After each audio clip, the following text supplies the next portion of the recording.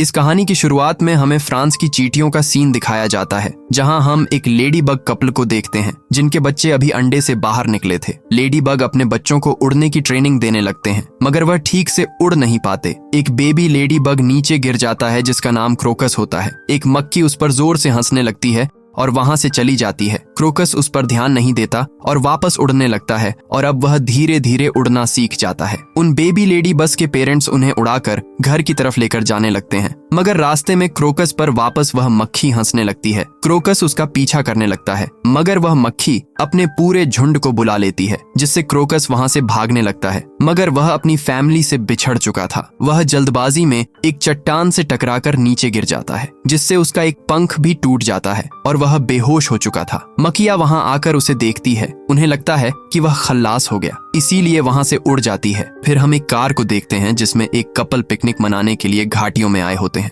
Lady pregnant होती है। Picnic के दौरान उसके पेट में दर्द होने लगता है, इसीलिए वह जल्दी से हॉस्पिटल की तरफ निकल जाते हैं, जिस वजह से उनके खाने पीने का सारा सामान वहीं छूट जाता है। रात को जब क्रोकस की आंख खुलती है, तोड़ने की कोशिश करता है, मगर एक पंख होने की वजह से वह वापस नीचे गिर जाता है। उसे डर लगता है। वह ऊपर जाने की कोशिश करता है, अपनी फैमिली को आवाज लगाता है, मगर उसकी फैमिली बहुत दूर जा चुकी थी। वह एक मशरूम के नीचे पनाह लेने आता है ताकि बारिश के पानी से बच सके, पर वहां भी वह स्नेल की आंखों से डर जाता है और आगे बढ़ता है। चलते चलते वह पिकनिक वाली जगह पर पहुंच जाता है, जहां एक बॉक्स में आकर छिपता है जिसमें शुगर क्यूब्स रखे हुए थे। अगले दिन जब वह भोग से बाहर आता है तो वह देखता है कि वहां बहुत सारे कीड़े होते हैं जो उस ह्यूमन कपल के छोड़े हुए सभी खाने को लेकर जा रहे थे। जिसकी मर्जी में जो आ रहा था वह सामान को लूट कर ले जा रहा था। तभी हम पास में काली चींटियों के एक झुंड को देखते हैं जो फ्रूट्स लेकर अपनी कॉलोनी की तरफ बढ़ रही थी। तभी उनके लीडर को एक खास स्मेल आती है। लीडर का नाम मैंडीबल होता है और वह भी उस पिकनिक वाली जगह पर पहुंच जाता है।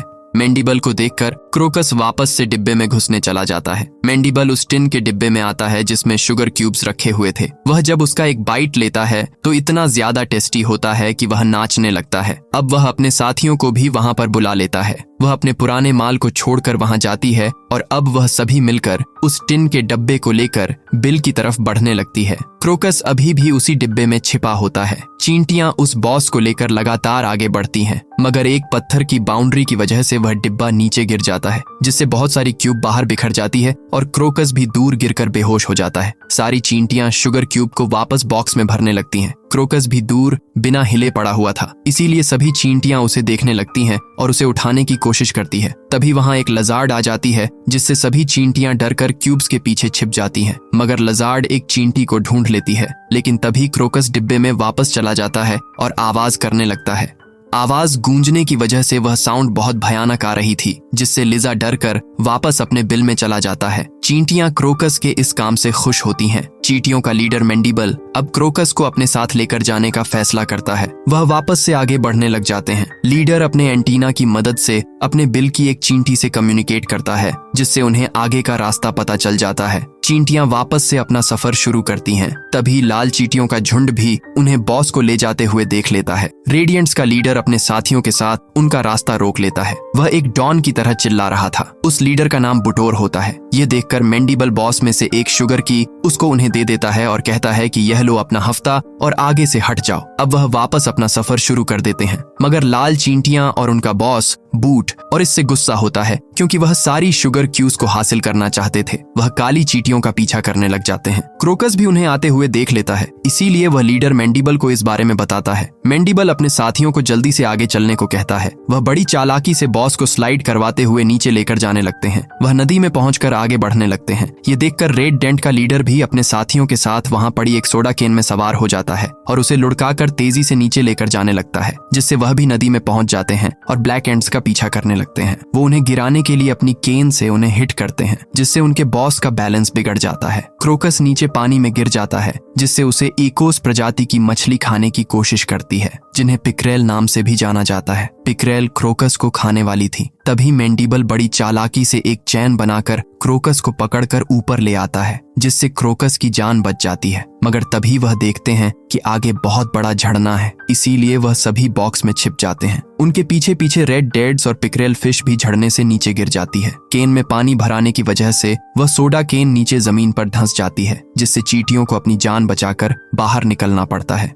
बोट और गुस्से में देखता है कि ब्लैक एंड अभी भी बॉक्स में तैरते हुए आगे बढ़ रही है, जिससे उसे गुस्सा आता है। पिकरेल फिश ऊपर से गिरने की वजह से बुरी तरह से तल में फंस गई थी, जिससे वह दम घुटने से मारी जाती है। फिर हम देखते हैं कि शुगर केन बॉक्स एक पत्थर से टकराने की वजह से टूट गया था, मगर चींटियों ने शुगर क्यूज को बाहर निकाल लिया था और अब वह सभी उन शुगर क्यूज को उठाकर आगे अपनी कॉलोनी की तरफ बढ़ने लगती है। क्रोकस भी उनके पीछे पीछे ही आगे बढ़ रहा था। तभी उसे लेडी बग्स का एक झुंड दिखाई देता है, इसीलिए उड़कर उनके पास जाने लगता है, मगर एक पंख न होने की वजह से वह नीचे गिर जाता है और अब वह चींटियों के साथ ही अपने आगे का सफर शुरू करता है। वहीं हम लाल चींटियों के लीडर को देखते हैं, जो उस जगह पर पहुंच चुका था जहां शुगर बॉक्स पत्थर से टकराया था। उन्हें सुनकर पता चल जाता है कि चींटियां शुगर क्यूज लेकर आगे बढ़ गई हैं, इसीलिए वह भी उनके पीछे जाने लगते हैं। फिर हम देखते हैं कि रात हो चुकी थी, इसीलिए काली चींटियां शुगर क्यूज के साथ ही सो गई थी, मगर क्रोकस और उनका लीडर अभी भी जागा हुआ था और वह दोनों ऊपर से पहरा दे रहे थे ताकि कोई उनके शुगर क्यूज को ना चुरा सके। मैंडिबल क्रोकस को अपनी लैंग्वेज में चींटियों को गाइड करना सिखाने की कोशिश करता है, मगर इसे नहीं सीख पाता। सुबह होते ही वह वापस से आगे बढ़ जाते हैं। लाल चींटियां भी उनके अब काफी नजदीक पहुंच चुकी थीं। क्रोकस उन्हें देख लेता है। वह जल्दी से मैंडिबल के पास जाकर उन्हें बताता है कि लाल चींटियां हमारे पीछे आ रही हैं। वह तेजी से एक रोड को पार कर रहे थे, मगर एक कार वहां से गुजरने लगती है, जिससे बूटर की लाल चींटियों का दल वहां से भाग जाते हैं। उन्हें डर होता है कि वह सड़क पार करते वक्त मारे जाएंगे। मैंडिबल अपनी चालाकी से अपने सभी साथियों को सेफली बचा लेता है। अब वह फाइनली अपने इतने दिनों के सफर के बाद अपने हिल के पास पहुंच जाती है। क्रोकस भी उनके साथ वहां पहुंच गया था, मगर वह उनके इलाके में नहीं आ रहा था। मैंडिबल उसे बताता है कि तुम हमारे साथ रह सकते हो, तो वह भी उनके साथ आ जाता है और अब चींटियां उन सभी शुगर क्यूज को हिल में लेकर जाती है। क्रोकस देखता है कि वहां सभी चींटियां काम कर रही हैं और वह कुछ ना कुछ जंगल से चीजें लेकर आ रही थीं, जिन्हें वह सिंहासन कक्ष में अपनी रानी चींटी को भेंट कर रही थी, क्योंकि रानी चींटी ही अंडे देकर मादा चींटी का प्रजनन किया करती थी, जिससे उनकी पीढ़ी बढ़ती रहती थी। मैंडिबल रानी को अपने द्वारा लाया हुआ शुगर क्यूज भेंट करता है, जो रानी को बहुत स्वादिष्ट लगता है, जिससे रानी एक साथ बहुत सारे अंडे दे पाती है। वह हम बटोर को भी देखते हैं, जो काली चींटियों के इलाके में पहुंच चुका था और उसे बहुत गुस्सा आता है कि वह शुगर क्यूब को हासिल ना कर सका। वह वापस से अपने राज्य की तरफ लौटता है ताकि अपनी पूरी आर्मी को ला सके। वह अपने बिल में आ जाता है, जहां हम देखते हैं कि लाल चींटियों का बिल काली चींटियों से बिल्कुल अलग था। यहाँ चींटियां नियमों के हिसाब से चल रही थीं। बोट अपनी रानी के पास पहुंचता है और उन्हें पूरी बात बताता है कि काली चींटियों के हाथ शुगर क्यूज लगे हैं, जो बहुत टेस्टी है और उनकी रानी को अंडे देने में मदद कर रहे हैं। हमें उन पर हमला करना होगा। हमारी सेना बहुत बड़ी है, वह हमसे नहीं जीत पाएंगे। रानी उसकी बात मान लेती है। वह अपनी पूरी आर्मी को ऑर्डर देती है कि सभी बुटरों के साथ जाओ और काली चींटियों के पूरे राज्य को बर्बाद कर डालो और हमारे लिए वह शुगर क्यूज लेकर आना। लाल चींटियों की पूरी सेना अपने सभी हथियार, गुलेल और कांटों को लेकर जंग के लिए निकल पड़ती है। फिर हम काली चींटियों के राज्य का सीन देखते हैं, जहां अब रात होने पर चींटियां अपने बिल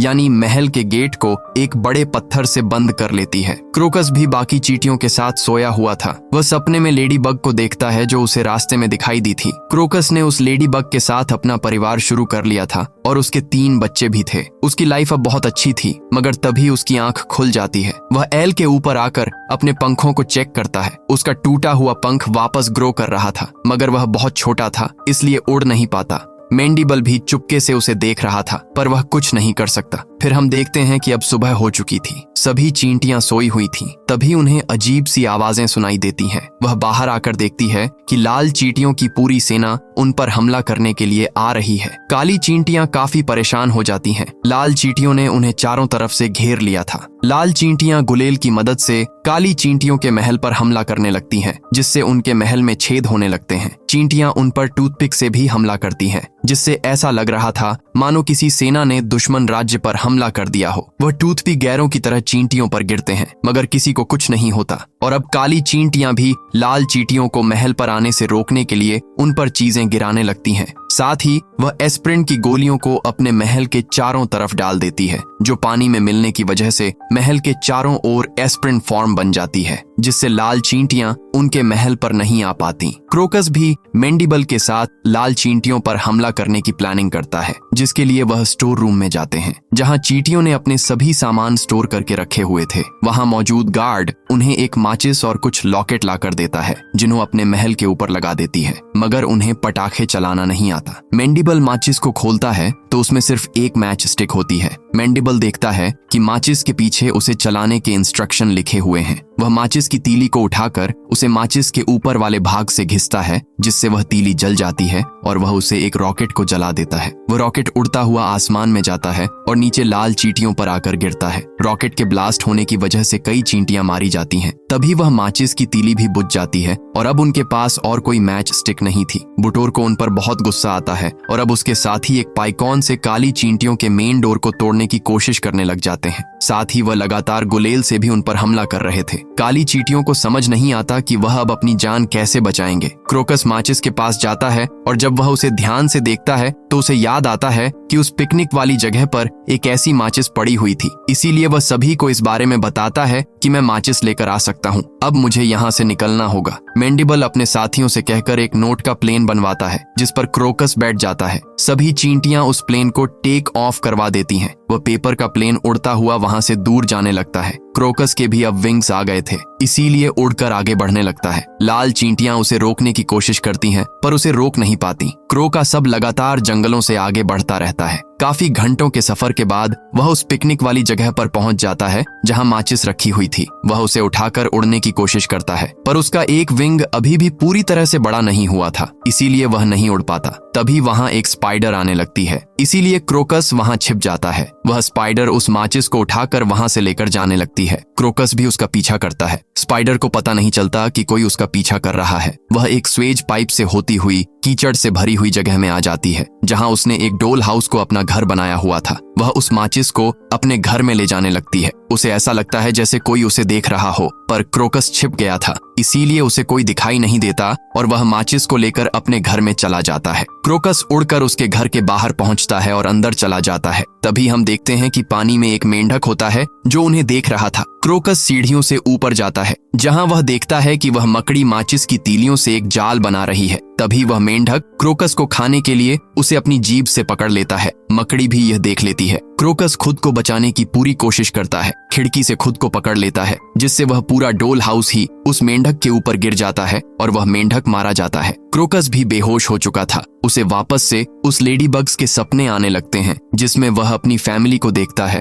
और वह भी अपने बच्चों को उड़ना सिखा रहा था। फिर जब उसकी आंख खुलती है तो वह देखता है कि वह एक बेड पर सोया हुआ था और मकड़ी उसके लिए संगीत बजा रही थी, क्योंकि क्रोकस की वजह से वह मेंढक मारा गया था और उसे परेशान करता था। स्पाइडर उसे खाने के लिए अंगूर देती है। क्रोकस उसके रस को चूस लेता है, जिससे उसकी एनर्जी वापस आ जाती है और वह माचिस के पास जाकर स्पाइडर को बताता है कि मुझे मेरे दोस्त की मदद के लिए यह चाहिए, क्योंकि उनकी जान खतरे में है। स्पाइडर्स के लिए मान जाती है और वह उस माचिस को घर के बाहर रख देती है, जिसे क्रोकस उठाकर उड़ने लग जाता है, क्योंकि उसके विंग्स अब पूरी तरीके से विकसित हो चुके थे। क्रोकस सीवर से निकलकर काली चींटियों के अड्डे की तरफ बढ़ने लगता है। तभी वह रास्ते में देखता है कि मक्खियों का ग्रुप उसी लेडी बग को परेशान कर रहा था, जिससे वह प्यार करता है, क्योंकि वह अब भी अपनी फैमिली से अलग हो गई थी। क्रोकस माचिस को वहीं पटक कर लेडी बी की मदद करने जाता है और उन मक्खियों से कहता है कि अगर तुम में हिम्मत है तो मुझे पकड़ कर दिखाओ।